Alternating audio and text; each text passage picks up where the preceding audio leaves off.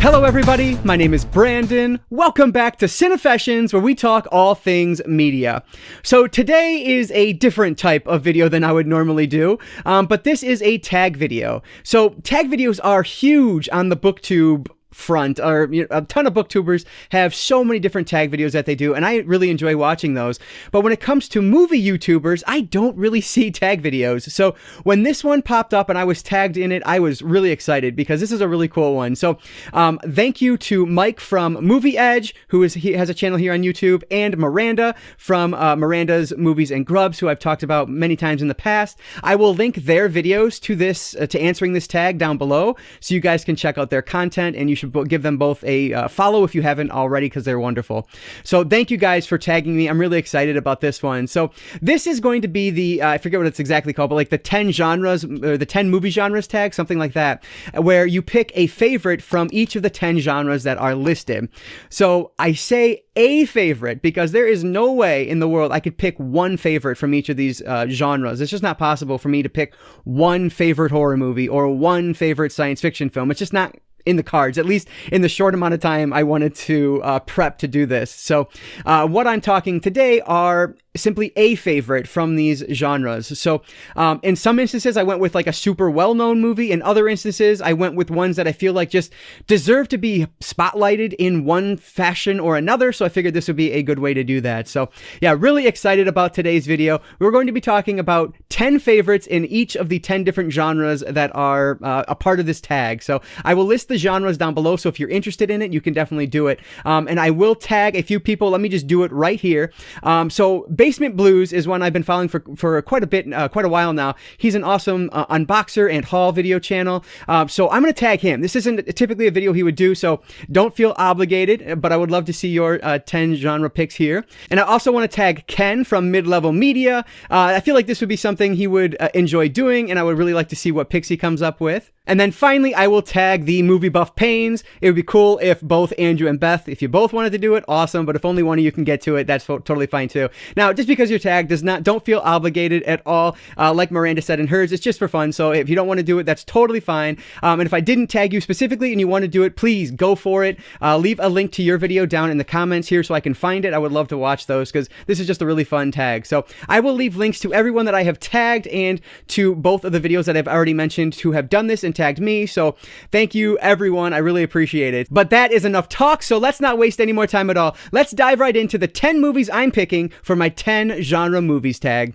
It makes the most sense to just go through these in alphabetical order by genre, so that's what we're going to do. So that means we're going to start off with the action genre, and I just have to stress how difficult it was to try to narrow this down into one pick because there are so many movies that I could pick for this. It's just ridiculous. I mean, basically for all of these, except maybe the Western genre tag, which I'll talk about at the very end because that'll fall last in the alphabet. But yeah, so anyway, for action, I have to go with the 2005 film Hostage. And this it stars Bruce Willis and is directed by Florent Siri. So this is a film that I've talked about a couple times on this channel in the past because I ended up reading the book that this movie is based off of last year, and I enjoyed it, but I really enjoyed the movie even more. So this one holds a special place in my heart because I watched it the first time in black and white because I was watching it on like an old tube TV at my uncle's house in his basement. I was spending the night for some reason. I think I was in undergrad and I was just didn't want to drive home that night. And so I ended up watching it on that broken tube TV, which only displayed black and white. So the first time I ever saw this movie was super interesting because it was in black and white, which is not the director's intention at all. This is a full color film. But because of that, it always stuck with me. And then I've watched it multiple times since, and I just think this is a really, really strong movie. I love it.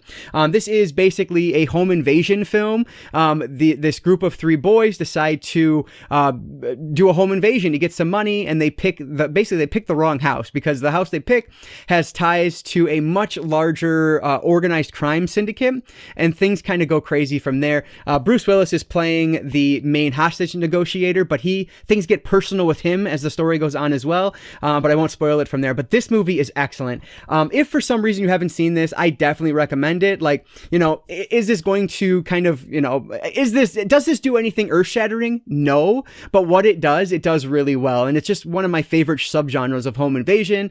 Plus you have a lot of like cool technology because they were a rich family. This is just a really cool movie. So Hostage from 2005 is going to be my pick for the action genre tag. The next tag is adventure. And for that one, you can really fit so many different types of films into that genre. They can be fantasy films, sci-fi films, action films could fit in there at points. Like it's just a wide open genre that can fit so many things. So the one I had to go with, the one that immediately came to mind was, of course, the original Star Wars, A New Hope from 1977, directed by George Lucas. So I have right here is the despecialized edition of this. So I think I've talked about this in the past, but basically this is just a burned Blu-ray, but it is a fan-made edition of the film that gets rid of all of the special edition additions to the film, and it presents it in the best quality possible at the time of this, when this was made, which I want to say was like the mid to late 2000s. So it looks really good. I did watch this one last year again, this specific edition of it, and this just is a really cool addition to have, which I won't talk about how you get it. Google it. I'm sure you can find it pretty easily at this point. But yeah, so this is just obviously one of the greatest films of all time. I've really fallen back in love with the Star Wars universe over the past couple years here. I've been doing a lot of reading in the Star Wars universe, whether it's the Legends aligned or the canon novels. It doesn't really matter to me. So this original film bred such a wonderful world that we now have that continues to this day. Whether you love it or hate it now, that's kind of beside the point because the original was excellent. This is one of my favorite films of all time. It is brilliant in virtually every regard. Every time I watch it, I find something more to love about it. So that's why I have to pick for my adventure film, Star Wars, A New Hope, which is, of course, Episode 4 from 1977, directed by George Lucas.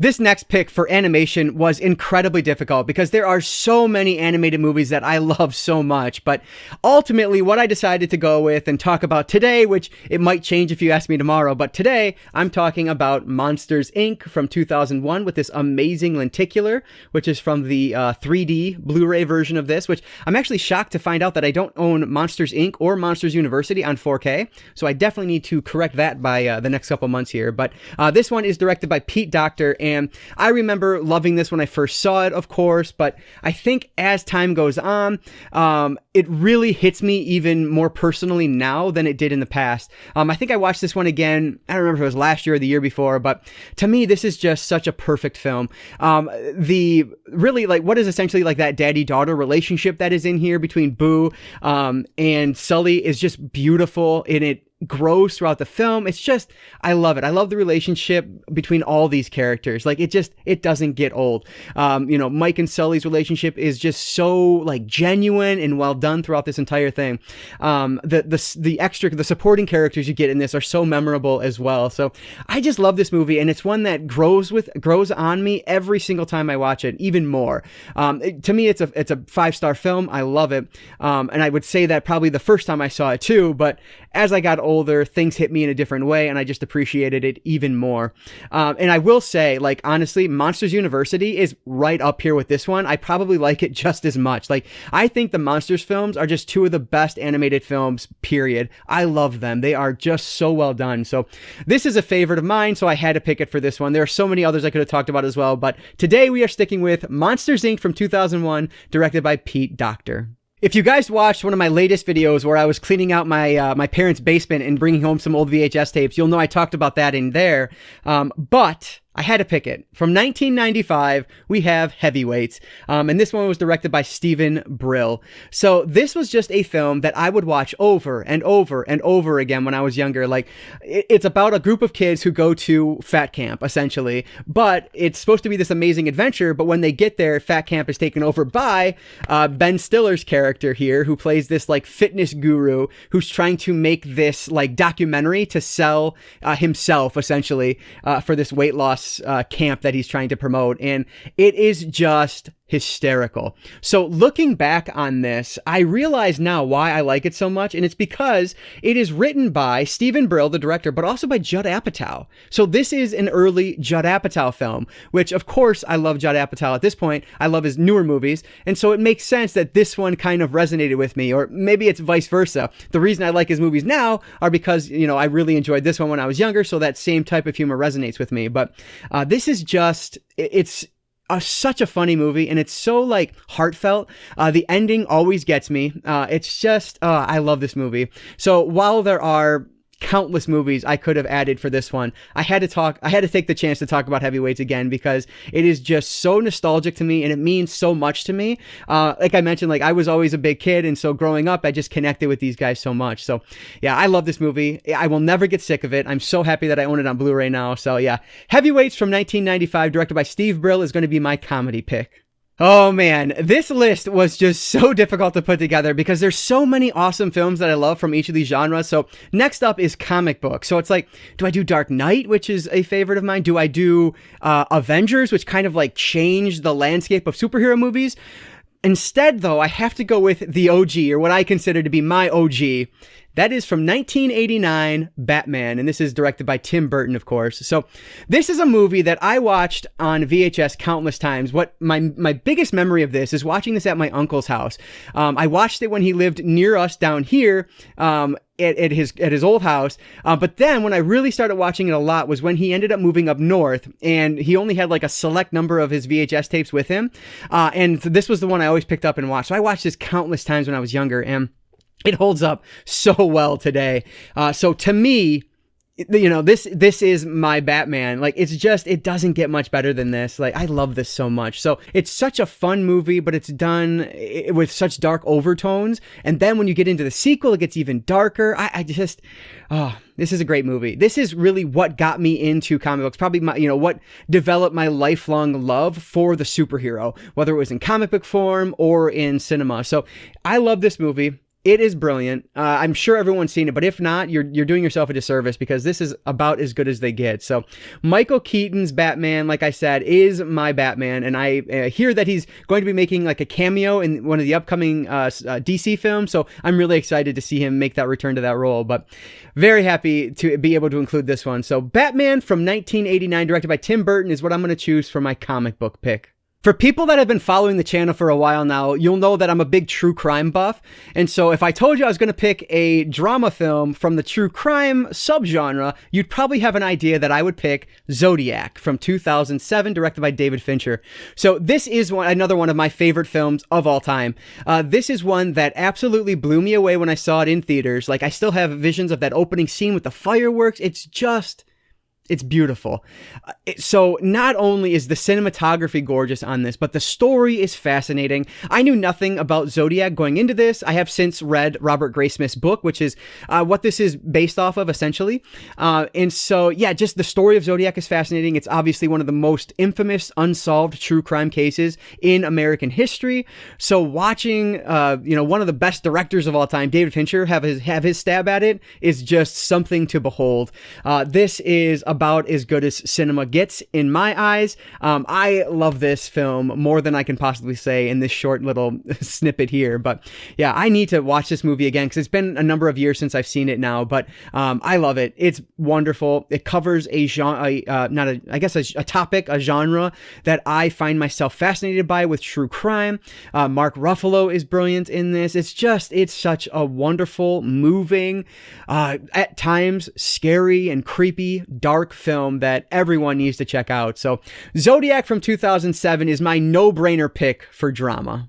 So when we end up getting into like the more traditional genre picks, like horror, sci-fi, things like that, like it gets even more difficult. And so while of course Halloween, The Thing are probably two of my favorite films ever, today I decided for my horror genre pick, I'm going to go with this one from 2005, which is another favorite of mine. This is The Descent, directed by Neil Marshall.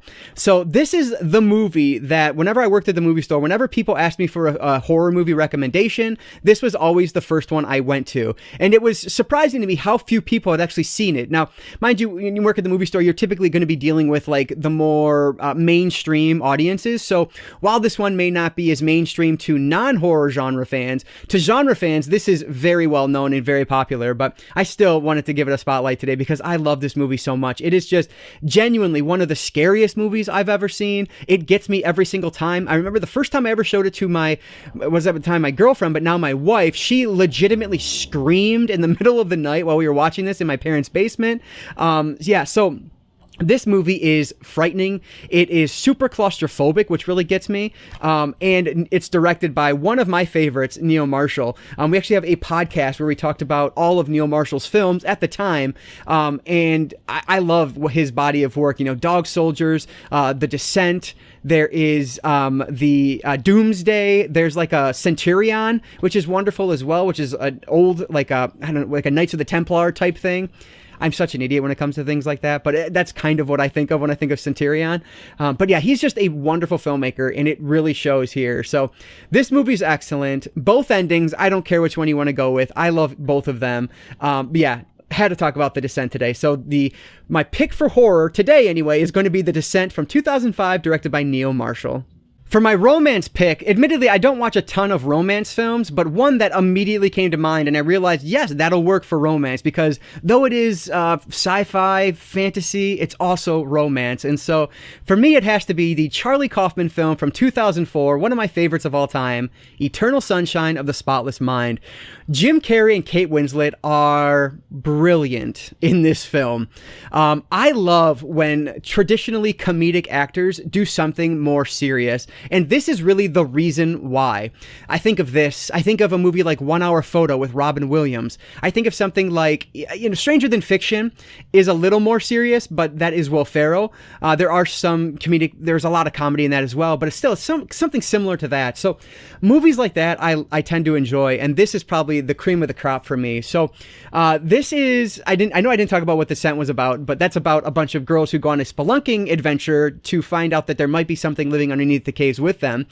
This one is about a guy who is dumped by the woman he loves, and so he goes through this technology to erase that part of his memory, but it doesn't exactly go as planned, and so it's just moving, beautiful in every regard. It's a film that I put it on the first time I watched it. When it ended, I started it over, and then I watched it every night for about a week. I think this movie is wonderful. I guess that's enough. That's all I'll say about it. This is another one with Mark Ruffalo. That's two with Mark Ruffalo at least, but Elijah Wood's in this as well, and Kirsten Dunst. It's just such a great cast. The directing is really well done by Charlie Kaufman. I want to see more of his work because I don't know that I've watched anything else from him, like Being John Malkovich I haven't seen, but Eternal Sunshine of the Spotless Mind is one of the best films ever made. It's amazing. So from 2004, directed by Charlie Kaufman, this one is going to be my pick for romance. So I'm going to throw it back a few years here, but on the 100th episode of the Cinefessions podcast, when we were still doing that, we decided to do it live. There were three of us, and so we each got to pick one of our favorite films to talk about in detail. And the one I picked is what I'm going to put for one of my favorite sci-fi films. This is from 2002, directed by M. Night Shyamalan, Signs. This movie is another one of my all-time favorites. This one blew me away when I saw it in theaters for the first time, and then the second time, and then the third time. I saw this movie multiple times in theaters, which I rarely do, but this is just a movie that I cannot get enough of. I love the way everything kind of works together, comes together to build to the end. Now, I know people complain about plot holes and things like that, but I don't care. It doesn't matter to me. The whole is so great here that the little sum of its parts don't matter too much to me. Though I'm not a religious person at all, I still love the message that is given here about family and kind of everything happening for a reason, things like that. It's just such a well done movie. M. Night Shyamalan is another one who's one of my favorite directors. I will always defend him because of this movie, The Sixth Sense, Unbreakable. I really like his body of work. So, very, very happy that I get to talk about Signs again because it's one of my favorite movies of all time. This, of course, is about an alien invasion of sorts, and how the family deals with it. So, love this movie. It is one of my favorites, and it's going to have to be my sci-fi pick. So, Signs from 2002, directed by M. Night Shyamalan. So I may have mentioned at the beginning that I only had one genre in here where I didn't have multiple options, but that's actually not true, because as I was going through this, I remembered a couple other options for Westerns, but the one I am ultimately going to go with is one of those films that just is, it's just so good. It's like the definition of badass. And this is from 2012, Django Unchained, directed by Quentin Tarantino. So, one, I'm very happy I get to stick a Tarantino film in this list, because that's always a good thing. And this is actually the Steelbook edition of the Blu-ray, just so you guys know. But yeah, so Jamie Foxx, Leonardo DiCaprio, Christopher Waltz, Morgan Freeman, like the cast is brilliant. And the story that's told here is just so like jarring at points. I don't know, like so action-packed, and it's not a traditional Western film, but it's one that definitely falls into that genre, follows a lot of those tropes, and then it's just turned all up on its head by Tarantino, because that's what he does. So this movie is, I don't really know how else to describe it. It's bloody, it's violent, it's just awesome. Like, it is everything I tend to enjoy in films. So of course I had to go with this one. So happy to get a Tarantino film in here, which I could have picked probably a Tarantino film for all of these, frankly, but I'm going to go with Django Unchained from 2012, directed and written by Quentin Tarantino for my Western pick. And that's going to wrap up all 10 genres. All right, so those are my 10 genre movie picks. This was really fun to talk through, and thank you again to Mike and Miranda for tagging me in this. I really do appreciate that. And like I mentioned at the beginning, I want to tag BasementBlus, I want to tag the MovieBuffPaynes, and I want to tag Ken from MidLevelMedia. And again, do not feel obliged, but if you do, that would be really cool to see your picks as well. Let me know down in the comments below, what are your favorites from each of these genres? I'd love to hear some other recommendations, because as I've been watching these videos, I've been adding movies to my list that I need to see. So I love these. Tag videos are a lot of fun, so I hope you guys enjoyed this different type of video on the channel. But as always, if you guys did like this video, please give it a like down below and consider subscribing to Cinefessions here on YouTube. And if not, well, thanks for watching this one. I really do appreciate that. Like I always say, though, I don't just talk movies, I talk all things media, be it books, movies, video games, manga, graphic novels. If it's media related, I'm interested in it. And if you are too, you might consider subscribing. All right, guys, so that is going to do it for today. I just want to say thank you all so much for watching, and I want to encourage you to consume some media today. I'll catch you next time.